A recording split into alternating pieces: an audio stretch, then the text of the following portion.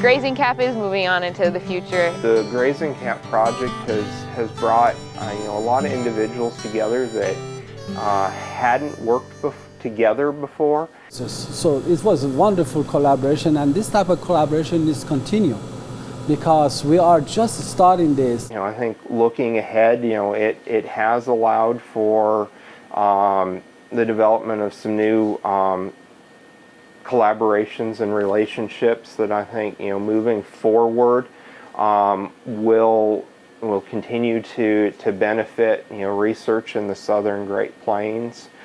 There's no doubt that the work started by the Grazing Cap grant will continue.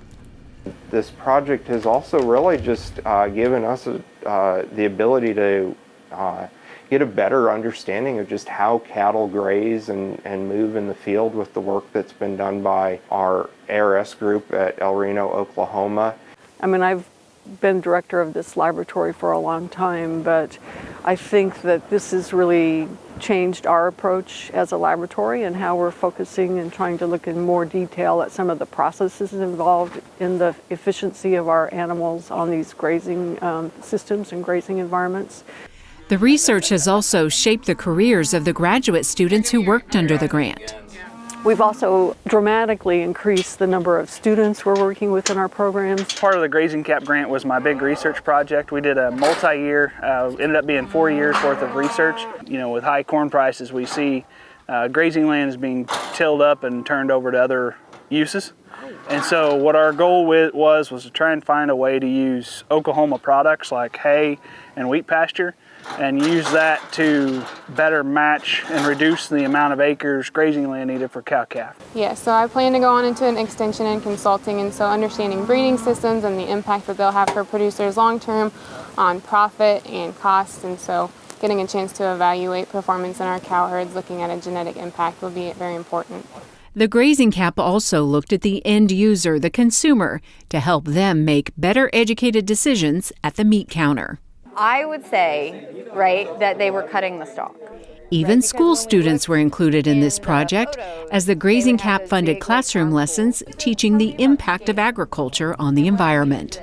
And so being involved in this, we're not only talking about this is how scientists do research, but also this is how agriculture works, and this is what feeds you and feeds the nation. My students think more about what they are doing and what the people who create products that they purchase, what process created those things that they're purchasing, and what is that doing. And so I think in that regard, they're more informed about potential impacts, and I think it's on their minds.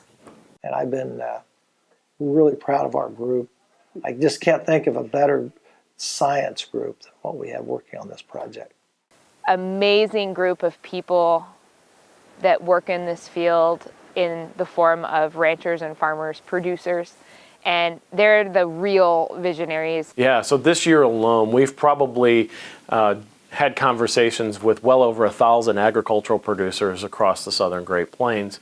But without the funding of nearly $10 million, this research may not have taken place. Well, we wouldn't have done any of this work. Right, that's the bottom line. If not for the funding that was provided to the U.S. Department of Agriculture, I'm not sure we would have gone and done any of the work that we've accomplished. So that's just how important it is, because it's already having huge impacts across the agricultural sector. For more information about the wide-ranging research of the Grazing Cap project, please visit the website at greatplainsgrazing.org.